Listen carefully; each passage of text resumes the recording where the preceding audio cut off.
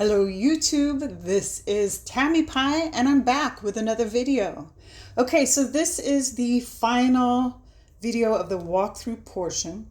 I am going to give a live shot. We'll do it on Friday. I'll try and go a little bit later. I'll tell you what, we'll do it Friday at approximately 3 o'clock Hawaii time, which I'll transfer that into the other times. If I have to change it for other people's comfort or ability to come join the talk, I will. 3 o'clock Hawaii time. Let me know if that works for you or not. If it doesn't, let's discuss. And here we go. So I'm going to do the swords and finally the pentacles today. And let's begin. Here we go. The swords. This is a sword facing down. Classic sword with kind of a doily behind it. I guess that kind of look makes it look decorative. If you think about doilies, many of them, at least in the olden days, were handmade. So it took no small amount of skill. Swords take skill. Intelligence takes skill. Here we have the dove on the outside of the cage. Yes, but she's still in the house. Again, as I'm sure people have all figured out, we have the little Marseille moment in all the swords cards. And there you have it. 2 of swords. Here's the 3 of swords. You can see the Marseille badge there in the central window. But very interesting for those of you who don't like the stabbed heart. No stabbed heart here. It still has kind of a sorrowful feel to it. However, most of these cards are very airy and very dry, right? So it also has the feeling of knowledge, intelligence. The people who served the church very often spent their whole lives in contemplation, education, and, copying books and stuff. 4 of swords.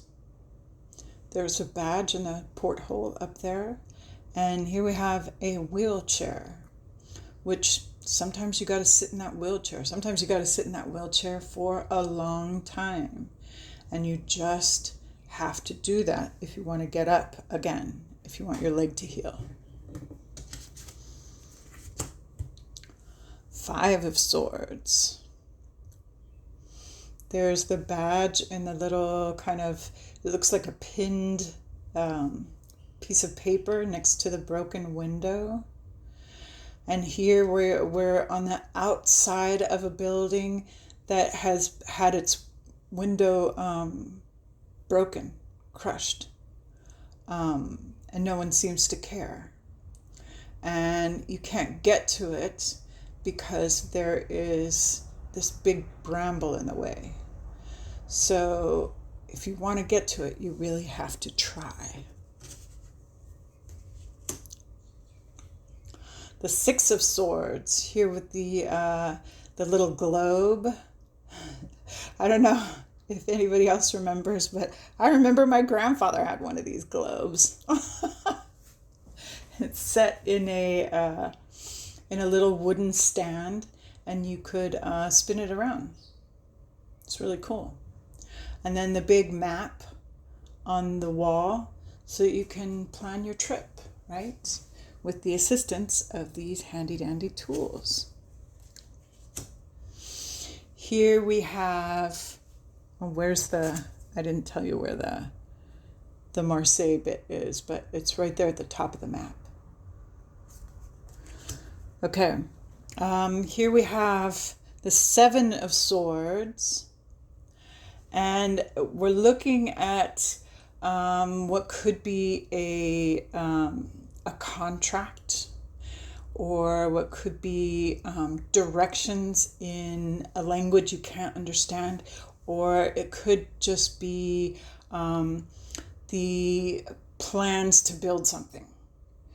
But you have to figure it out, right? And then this dung beetle right here takes a little effort to figure out what's going on here, and you better make the effort, right? Then here's the Eight of Swords. Just perfect, right? It's not a high fence, but there is barbed wire. So in order to escape, you're going to have to take that little bit of extra effort not to scrape against the barb.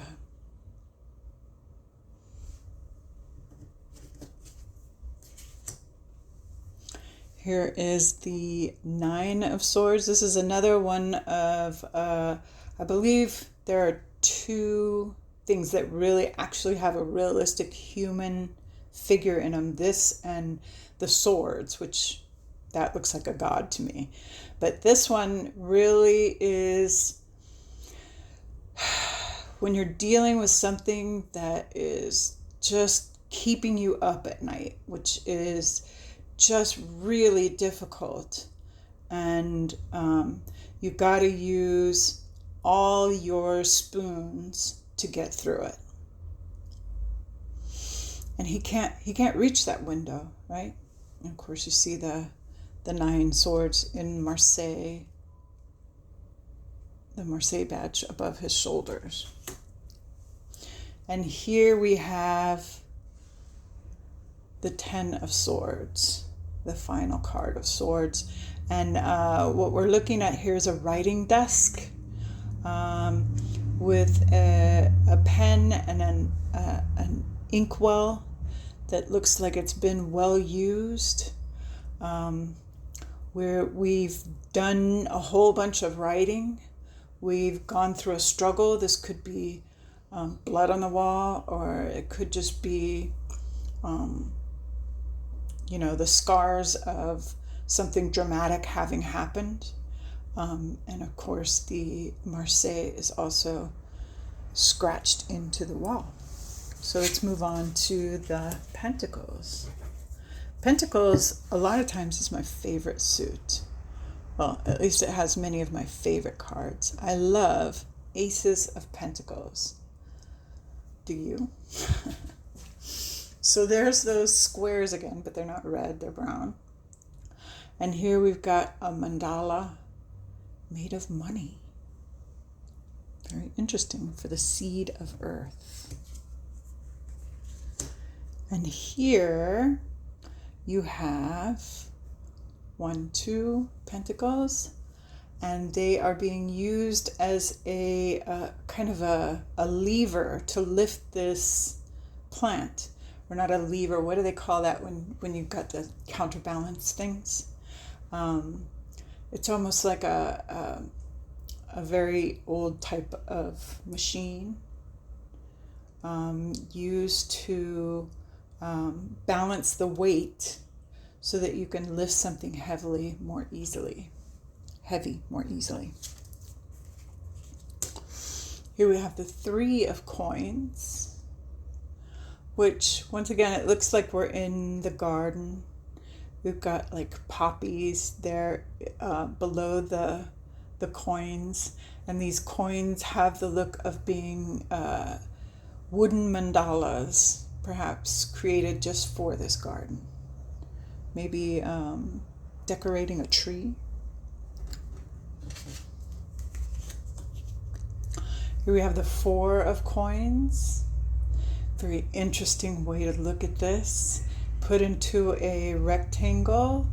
I forget who the god is above there. Could be Hephaestus. But this is a bunch of astronomical. We've got the moon, there's Jupiter, Pisces. I'm not sure what that is. Virgo, there's the earth sign, air, bunch of stuff. And then in the center is a magic square. Here we have the 5 of coins. And this is way in the back of the garden, right?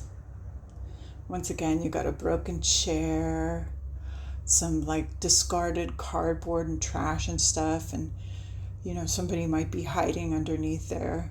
I remember the guidebook says something about the 5 coins here, possibly someone sleeping underneath there. But the gate is locked. Oh, stressful. Here's the 6 of coins. And this could be the place at the back of the church where the wealthy exited and gave their tithe to the poor,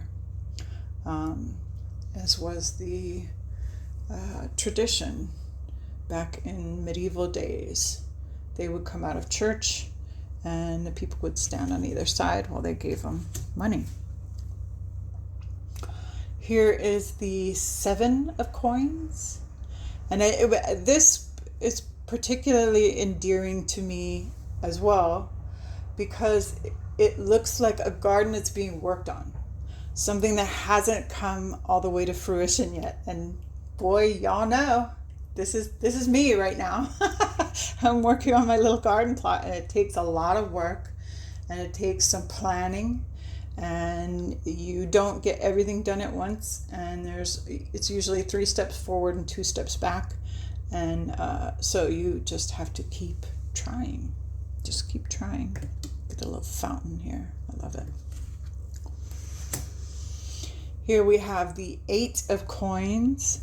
And you see in the center of this kind of jeweled mandala of coins is a painting of someone working in the fields below the big house, which absolutely works for the 8 of coins. The 9 of coins, here's one that's a lot talked about, and I do love this 9 of coins. I love this 9 of coins is because it shows kind of a couple of different ways that 9 of coins works. I mean, you think of the woman in the garden having amassed all her wealth, living in comfort, enough comfort that she has an attic that's full of treasure. She has these trunks up in the attic. All of them are full. And she's got to lock that. She's got to lock it up, right? Because somebody might come and take it.